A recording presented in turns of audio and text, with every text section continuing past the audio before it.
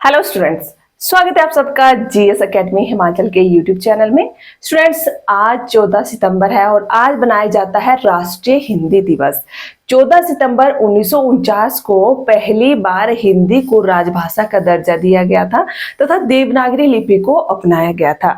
परंतु जो औपचारिक रूप से हिंदी दिवस बनाया गया है वो 14 सितंबर 1953 से मनाया गया है। ओके, तो राष्ट्रीय हिंदी दिवस मनाया जाता है 14 सितंबर को, जो कि आज है। तो सभी को हिंदी दिवस की हार्दिक शुभकामनाएं। और दोस्तों देखिए, एक क्वेश्चन और देख लीजिए आप लोग कि अंतरराष्ट्रीय हिंदी दिवस कब मनाया जाता है। अब देखिए, अंतरराष्ट्रीय स्तर भी बहुत से देश है जहां पर लोग जो है हिंदी बोलते हैं, तो अंतरराष्ट्रीय स्तर पर भी हिंदी में जो है दिवस मनाया जाता है, हिंदी दिवस मनाया जाता है। तो ये 10 जनवरी को मनाया जाता है। ओके, चलिए स्टूडेंट्स, तो आज की हमारी क्लास स्टार्ट करते हैं। तो आज हम हिंदी साहित्य में देखिए क्या पढ़ेंगे। हमारा भक्ति काल स्टार्ट हो चुका है, ठीक है। तो भक्ति काल में कल हमने सामान्य परिचय किया है, आज हम करेंगे नामकरण के बारे में, ठीक है। हालांकि भक्ति काल का जो नामकरण है उस पर ज्यादा मतभेद नहीं है विद्वानों के, ठीक है। नामकरण करेंगे, उसके बाद जो भी दर्शन है जैसे अद्वैतवाद है, ठीक है, विशिष्ट अद्वैतवाद है, वो आज का हमारा टॉपिक रहने वाला है। तो सबसे पहले अगर आप लोगों ने चैनल को सब्सक्राइब नहीं किया है तो चैनल को सब्सक्राइब कर लें, वीडियो को लाइक कर लें। स्टूडेंट्स, हमारी ये जो क्लासेज होती है ये PhD Hindi, LT, net, set Hindi के लिए, ओके, तथा केवीएस के लिए हो गया, और साथ में टेट वालों के लिए बहुत ही इंपोर्टेंट क्लासेज है। और इसमें जो भी टॉपिक करवाए जा रहे हैं आप लोगों को बहुत ही डीपली करवाए जा रहे हैं। तो अभी जिन्होंने पीछे वाली क्लासेज नहीं देखी है वो पीछे वाली क्लासेज भी देख लें। ओके, चलिए स्टार्ट करते हैं आज का टॉपिक।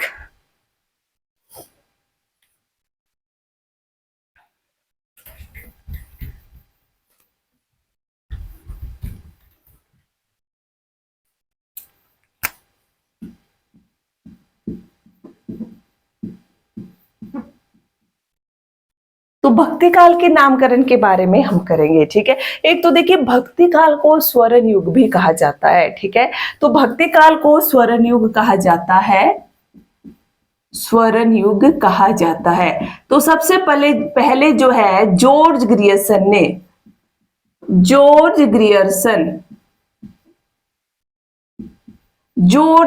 ने सबसे पहले भक्ति काल को स्वर्ण काल कहा है, ठीक है, स्वर्ण युग कहा है। उसके बाद डॉक्टर श्याम सुंदर दास ने भक्ति काल को स्वर्ण युग कहा हुआ है, ठीक है। अब नेक्स्ट देखिए, इसमें आता है लोक जागरण। एक है इसमें लोक जागरण, ओके। दूसरा हो जाएगा लोक जागरण काल, लोक जागरण काल, ओके। तो लोक जागरण कहा है आचार्य हजारी प्रसाद द्विवेदी, आचार्य हजारी प्रसाद द्विवेदी, ठीक है।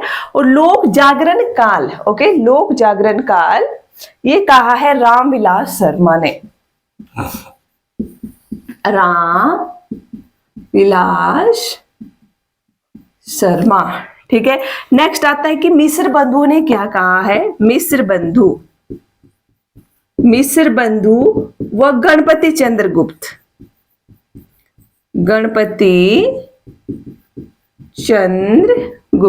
तो मिस्र बंधु देखिए क्या कहते हैं। मिस्र बंधु ने माध्यमिक काल कहा, ठीक है, माध्यमिक काल। और गणपति चंद्रगुप्त ने पूर्व मध्य काल कहा, पूर्व मध्य काल कहा हुआ है, ठीक है, ओके। अब देखिए, जो भक्ति काल है ना, भक्ति काल को और जितने भी विद्वान हुए सबने भक्ति काल को भक्ति काल कहा, ठीक है। अन्य सभी ने भक्ति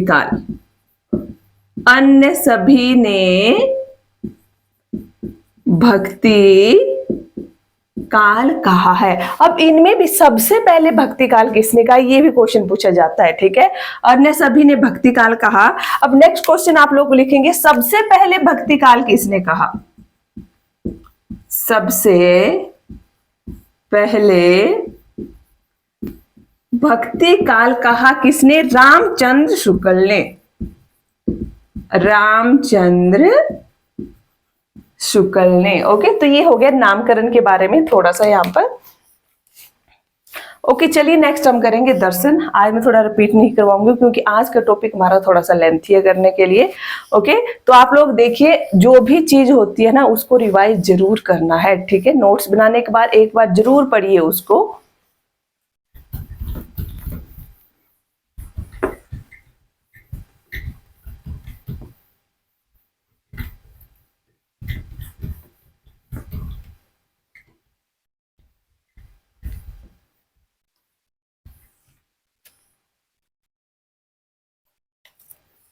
ओके, तो सबसे पहले करेंगे हम, क्या करेंगे, जो भी दर्शन है, ठीक है, भक्ति काल में।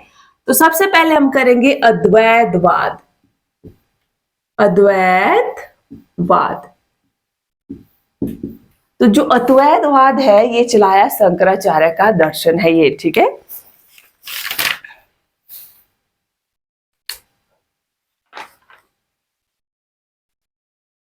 किसका है? शंकराचार्य का। शंकराचार्य। ओके, अब हमें शंकराचार्य के जन्म के बारे में पढ़ना है क्योंकि इस तरह के क्वेश्चन भी कुछ देखे गए हैं एग्जाम में। ओके, तो शंकराचार्य का जन्म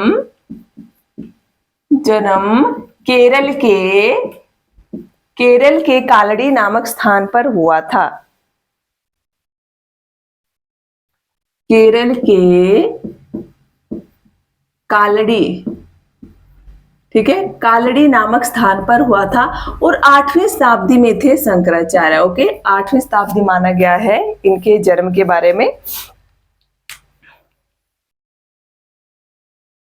अब देखिए, जो भक्ति है, भक्ति को इन्होंने ज्ञान से जोड़ा हुआ है, ठीक है। शंकराचार्य ने भक्ति को ज्ञानवादी रूप में प्रसारित किया। भक्ति को, आज मैं बड़ा बड़ा लिख रही हूं, ठीक है, क्योंकि मुझे जब देखती हूँ ना मैं, मेरे को लगता है कि थोड़ा छोटा हो रहा है। भक्ति को ज्ञानवादी रूप से इन्होंने जोड़ा है।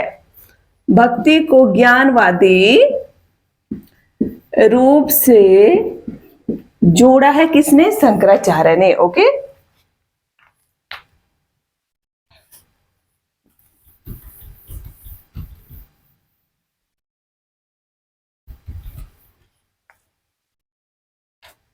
अब इनके गुरु कौन थे? गुरु, इनके गुरु श्री गोविंद भागवत पाद थे। श्री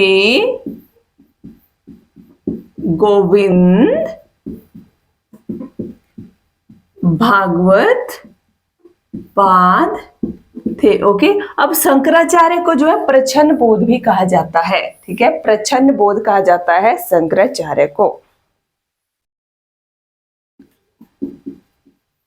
प्रच्छन्न बोध,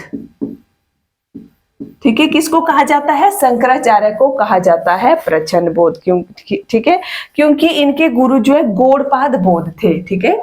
इनके गुरु, क्योंकि भी जोड़ लेना है साथ में, क्योंकि इनके गुरु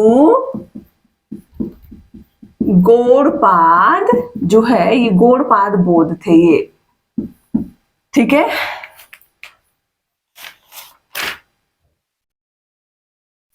अब शंकराचार्य ने जो है प्रस्थानमयी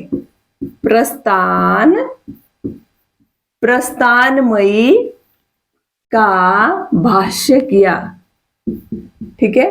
शंकराचार्य ने प्रस्थानमयी का भाष्य किया है। अब प्रस्थानमयी में देखिए क्या क्या चीजें आती है। प्रस्थानमयी में आती है उपनिषद है, ब्रह्म सूत्र है, उपनिषद, ब्रह्मसूत्र व गीता, ठीक है। तो ये 3 याद रखने की प्रस्थानमयी में क्या क्या आता है। उपनिषद है, ब्रह्मसूत्र है और गीता, ये आते हैं प्रस्थानमयी में। गुरु का क्या नाम है? इनके श्री गोविंद भागवत थे, प्रच्छन्न बोध शंकराचार्य को कहा जाता है। और प्रस्थानमयी का भाष्य किया। प्रस्थानमयी में क्या क्या आता है? उपनिषद है, ब्रह्मसूत्र है और गीता हो जाएगा, ठीक है।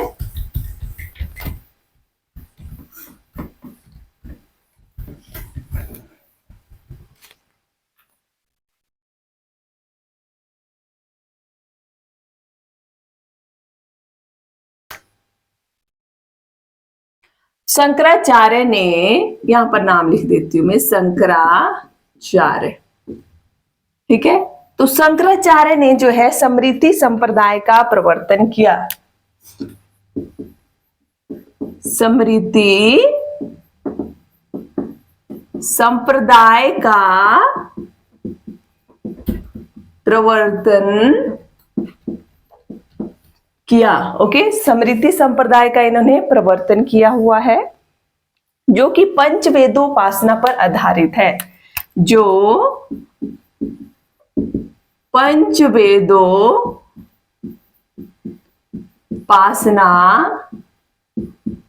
पर आधारित है। ठीक है, अब जो शंकराचार्य का जो दर्शन है ना, वो किस पर आधारित है? तो ये उपनिषद पर आधारित है। ठीक है, वेदांत पर आधारित है। तो शंकराचार्य का दर्शन क्या है, यहां पर लिख देती हूँ, अद्वैतवाद। अद्वैतवाद, ताकि आप लोगों को देखते देखते याद भी होता जाए साथ में। ठीक है, तो इसका जो आधार था वो क्या था? उपनिषद था और वेदांत था। ठीक है, ये पॉइंट नोट कर लेना आप लोग, क्योंकि उपनिषद की बात हो रही है ना, इसमें हमने पीछे किया, उपनिषद का भाष्य किया। ठीक है, ओके। अब देखिए, शंकराचार्य ने भारत में एकता के लिए 4 मठ भी स्थापित किए हैं। तो आप लोग ये नेट से सर्च कर लेना, क्योंकि ये जीके का क्वेश्चन है। ठीक है, कि 4 मठ कौन कौन से हैं। ओके, तो शंकराचार्य ने जो है, जो भारत में भक्ति के प्रचार के लिए 4 मठों की स्थापना की थी। ठीक है, ओके। अब देखिए, अद्वैतवाद के बारे में क्या बोलते हैं शंकराचार्य? अद्वैतवाद, तो शंकराचार्य के दर्शन का क्या नाम था? अद्वैतवाद है। तो अद्वैतवाद के बारे में इनकी जो विचारधारा है क्या है? तो अद्वैतवाद मानता है कि वास्तविक स्तर पर एक ही सत्ता है, मतलब जो ब्रह्मा है, जीव है, वो एक ही है। ठीक है, तो ये पॉइंट भी लिख लेंगे आप लोग। वास्तविक स्तर पर, वास्तविक स्तर पर एक ही सत्ता है।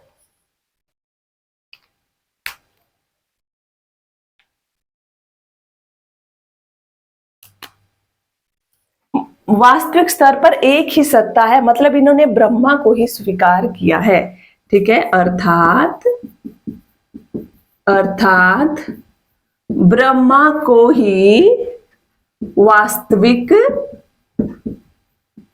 माना। ओके, शंकराचार्य ने ब्रह्मा को ही वास्तविक माना है। ओके, इनका माना कि जो आत्मा है और ब्रह्मा है वो एक ही है। आत्मा और ब्रह्मा एक ही है, अद्वैतवाद के अंतर्गत आता है ये। ठीक है, आत्मा व ब्रह्मा एक ही है। ठीक है, शंकराचार्य के अनुसार।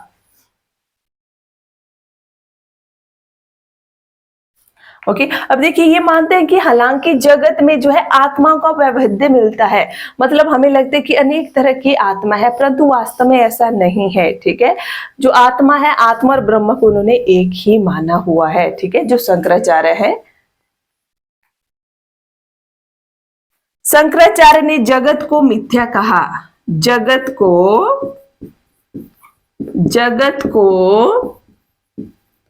मिथ्या कहा शंकराचार्य ने। ओके,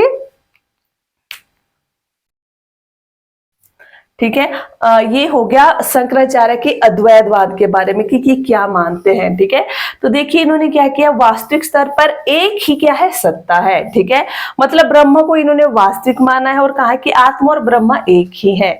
ओके, और इन्होंने जगत को मिथ्या कहा है।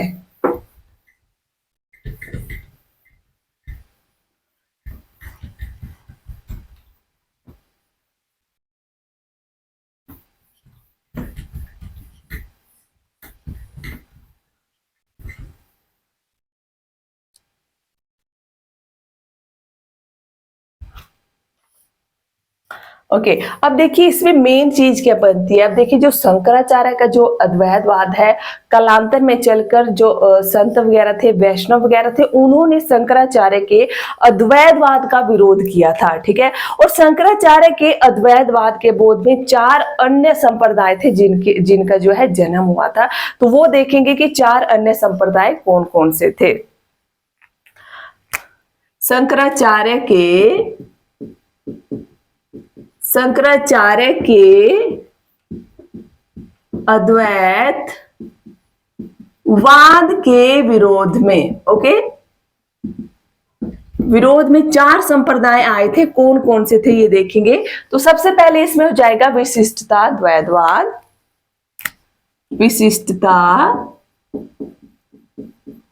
विशिष्टता द्वैतवाद। दूसरा हो जाएगा द्वैतवाद, ठीक है, द्वैतवाद हो जाएगा। द्वैतवाद, ठीक है। नेक्स्ट है शुद्धाद्वैतवाद,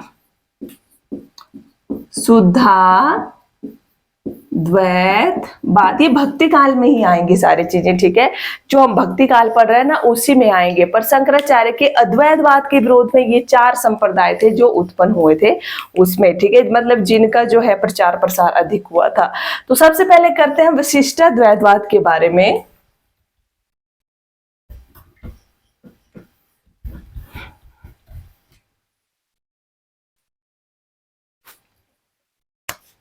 विशिष्टाद्वैतवाद,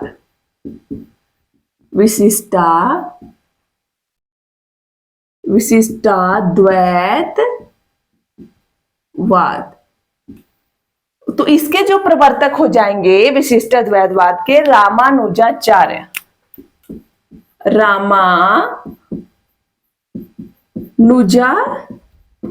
थे। ठीक है, अब इनके जन्म के बारे में भी देख लेते हैं। इनका जन्म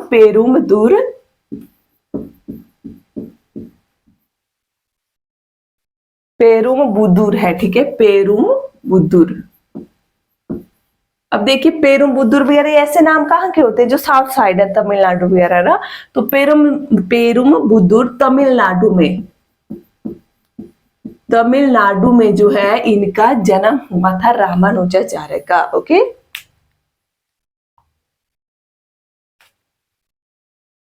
अब इन्होंने जो शिक्षा ग्रहण की है, शिक्षा ग्रहण की थी तो कांचीपुरम के यादव प्रकाश की देखरेख में। ठीक है, कांचीपुरम के यादव प्रकाश की देखरेख में इन्होंने शिक्षा ग्रहण की थी। ये जो कांचीपुरम थे ये इनके क्षुद्र गुरु थे। ठीक है, क्षुद्र गुरु थे ये रामानुजाचार्य के। ओके,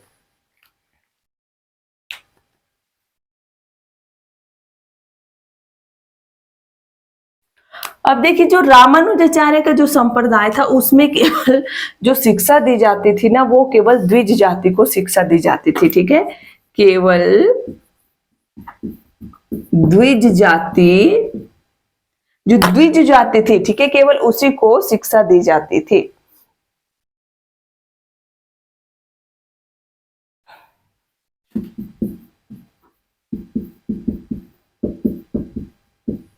ओके, केवल द्विज जाति। तो द्विज शब्द याद रखना, ये भी एग्जाम में पूछा गया है। ओके, हालांकि जो क्षुद्र थे उनके लिए भी इसमें भक्ति का प्रावधान किया गया था। ठीक है, जो इनका संप्रदाय है रामानुजाचार्य का। तो जो रामानुजाचार्य है इनको दक्षिण में शेष या लक्ष्मण का अवतार माना गया है। शेष या लक्ष्मण का अवतार इनको माना गया है।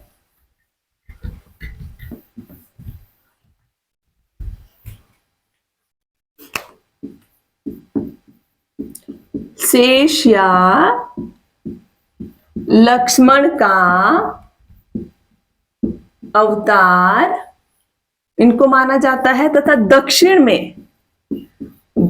में विष्णु का अवतार माना जाता है? रामानुजाचार्य को। ठीक है,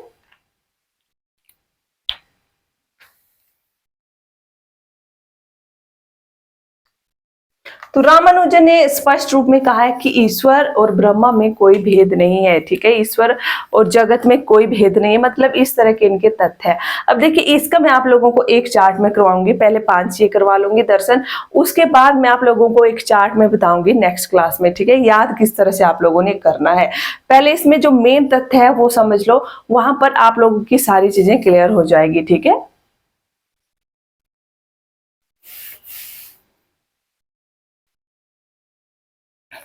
अब देखिए, उपासना किसकी करते थे ये? उपासना मतलब किस भगवान को ये मानते थे?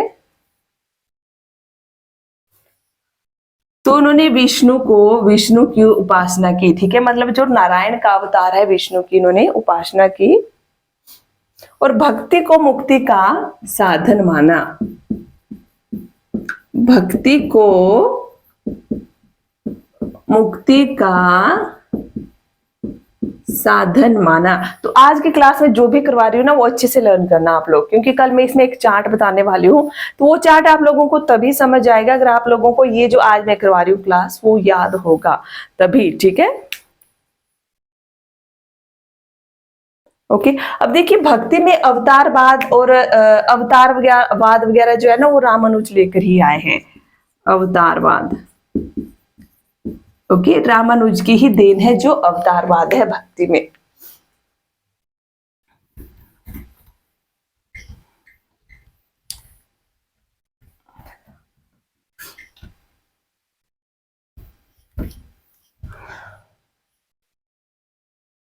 नेक्स्ट करते हैं हम द्वैतवाद।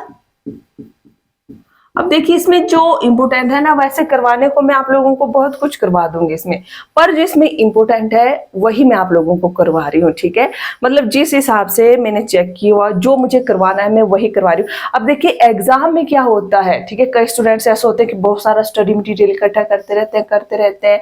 अरे भाई, एक बुक है, पहले उसको तो कंप्लीट करो, एक चीज है, पहले उसको पढ़ो। ओके, जब आपको लगेगा कि हाँ ये बुक है, इसको मैं पूरी तरह से पढ़ चुका हूँ, मुझे थोड़ा और डीप पढ़ना है, तब दूसरी बुक से पढ़िए। ठीक है, तो मैक्सिमम स्टूडेंट क्या करते हैं कि एक बुक ली, दूसरी ली, तीसरी ली और ढेर इकट्ठा करके रखे, ना एक पढ़ी, ना दूसरी, ना तीसरी। ठीक है, तो इस तरह से कभी मत कीजिए। ठीक है, अब देखिए, जो पढ़ रहे हो ना उसको अच्छे से पढ़िए, जो भी पढ़ रहे हो उसको अच्छे से पढ़िए। ठीक है, जब याद हो जाएगा तब दूसरी चीज पर जाइए। उससे पहला स्टेप होता है ना आसान पढ़िए, फिर उससे दूसरा स्टेप होता है थोड़ा सा डिफिकल्ट पढ़िए। ठीक है, फिर उससे ज्यादा डिफिकल्ट, इस तरह से पढ़िए आप लोग। ठीक है, ज्यादा बुक्स कलेक्शन करने की जरूरत नहीं है। मेरी जो क्लासेज है, जो स्टूडेंट्स देख रहे हैं उनको तो एक्स्ट्रा बुक पढ़ने की भी जरूरत नहीं है। ठीक है, क्योंकि लगभग 3 या 4 बुक्स का मटेरियल है यहाँ पर, जो आप लोगों के लिए काफी है। बस इसमें आप लोगों को एक चीज रह जाती है, PYQ MCQ question answer practice करना। ठीक है, वो बुक्स में दिया होता है और साथ में हमारी क्वेश्चन आंसर की पेड सीरीज भी आने वाली है ऐप पर। अगर आप लोग मेरे साथ जुड़ना चाहते हो, ऐप पर जुड़ना चाहते हो, तो आप लोग जुड़ सकते हो। ठीक है, नहीं तो जो भी बुक्स में है वहां से आप लोग कर लीजिए। मैं आप लोगों को 3 या 4 बुक्स के MCQ करवाऊंगी, साथ में लास्ट 10 ईयर जो भी PYQs है वो भी करवाऊंगी। ठीक है, जो हमारी क्वेश्चन आंसर टेस्ट सीरीज है, तो उसके बारे में आप लोगों को मैं बहुत जल्द बता दूंगी कि कब स्टार्ट होने वाली है। ओके, तो द्वैतवाद के प्रवर्तक है मध्वाचार्य।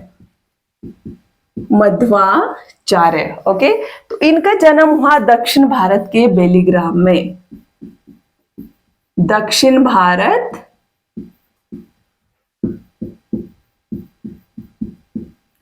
बेलीग्राम में इनका जन्म हुआ था। ठीक है,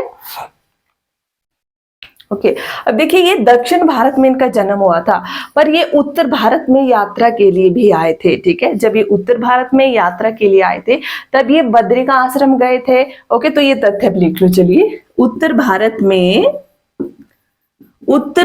में यात्रा की बद्रिका आश्रम गए। बद्रिका आश्रम गए, वहां वेद व्यास में वेद व्यास में सब कुछ नहीं लिख रही हूँ, मेन पॉइंट लिख रही हूँ। वहां वेद व्यास ने वेद व्यास ने इनको 3 शालिग्राम की मूर्तियां दी, 3 शालिग्राम की मूर्तियां दी, ठीक है। और वहीं पर इन्होंने वैष्णव धर्म के प्रचार के लिए 8 मंदिरों का निर्माण किया। ओके, 8 मंदिरों का निर्माण क्यों किया? वैष्णव धर्म के प्रचार के लिए, ठीक है। और ये भी शंकराचार्य के अद्वैतवाद के घोर विरोधी थे, ठीक है, जो माधवाचार्य हैं।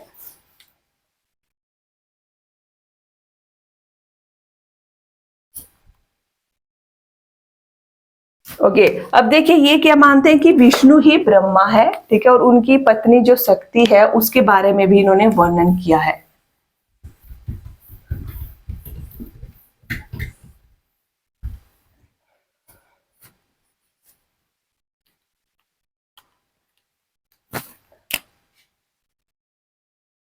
विष्णु ही ब्रह्मा है,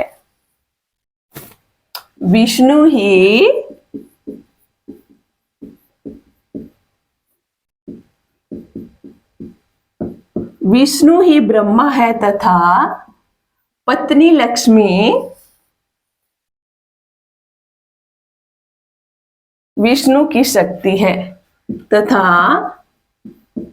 पत्नी लक्ष्मी विष्णु की शक्ति है। ये पॉइंट याद रखना, ठीक है, ये मोस्ट है। ओके, कि विष्णु ही ब्रह्मा है और पत्नी लक्ष्मी ही क्या है? शक्ति है। इसमें पूछा जाता है ना कि किस संप्रदाय में किसकी उपासना की गई है, ठीक है, किस संप्रदाय में जो है विष्णु की पत्नी लक्ष्मी, मतलब लक्ष्मी को शक्ति के रूप में माना गया है, ठीक है, लक्ष्मी को शक्ति के रूप में माना गया है, विष्णु की उपासना कहाँ की गई है, विष्णु को ब्रह्मा माना गया। इस तरह से क्वेश्चन पूछ लिए जाते हैं। मतलब क्वेश्चन सिंपल होगा पर घुमा फिरा के पूछा जाएगा वो आप लोगों से, ठीक है।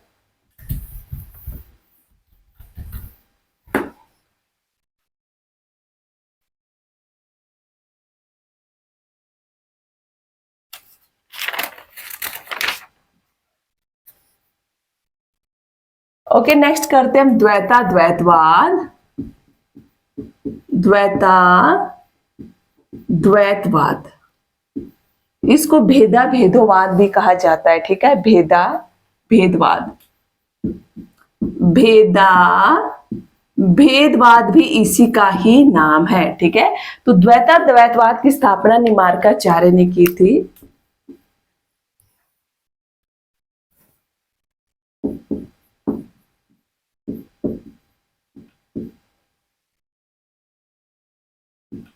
निम्बार्काचार्य द्वारा स्थापना की गई थी इसकी। ओके,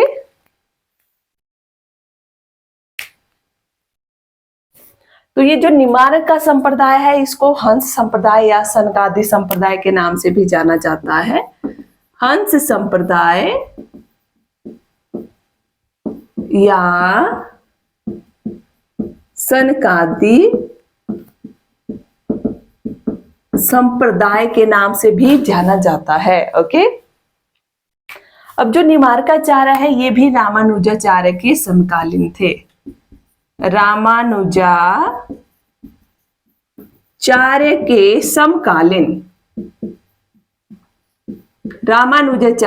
समकालीन थे। और इनका मानना है कि जो भक्ति है ना वो कृपा स्वरूप ही प्राप्त की जाती है। भक्ति कृपा स्वरूप ही प्राप्त होती है, ठीक है, इनका मानना है निम्बार्काचार्य का। तो इन्होंने विष्णु के अवतार कृष्ण की आराधना पर बल दिया, ठीक है, तथा राधा व कृष्ण का युगल रूप आता है इसमें। ओके, उपासना पर लिखना, राधा व कृष्ण का युगल रूप। ओके, तो यहाँ था द्वैतवाद, तो निवारकाचार्य थे। द्वैतवाद का अन्य नाम क्या है? भेदा भेदभाव है, ठीक है। हंस संप्रदाय या सनकादि संप्रदाय भी इसको कहा गया है। रामानुजाचार्य के ये समकालीन माने गए हैं तथा भक्ति कृपा स्वरूप प्राप्त होती है। राधा और कृष्ण का युगल रूप इन्होंने क्या किया है? उपासना इन्होंने की है। ओके, नेक्स्ट करेंगे हम शुद्ध द्वैतवाद।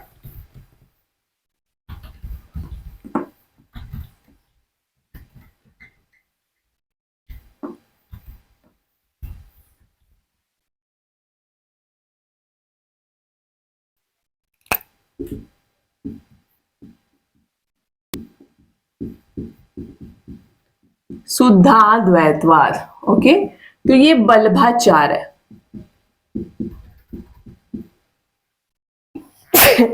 सॉरी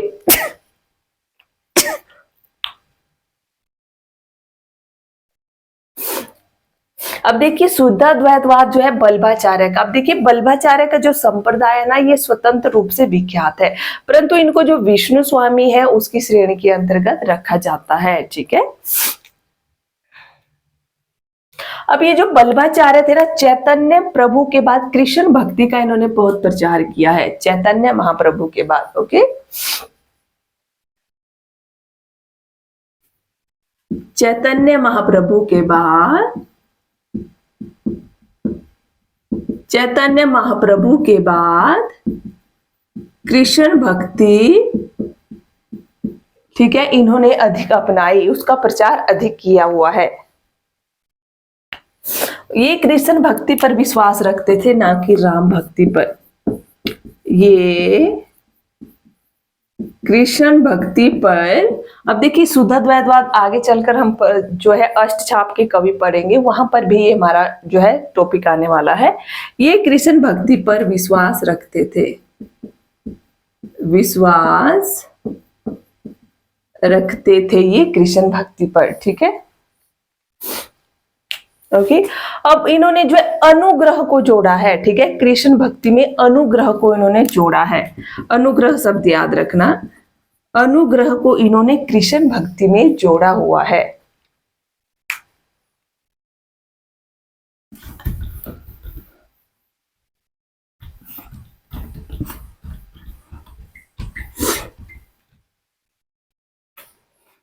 ओके फ्रेंड्स, तो आज की क्लास को मैं यही एंड कर रही हूँ। आई होप आप लोगों को वीडियो अच्छी लगी होगी। वीडियो अच्छी लगी होगी तो लाइक करें, शेयर करें, चैनल में नए हो तो चैनल को जरूर सब्सक्राइब करें। Thank you.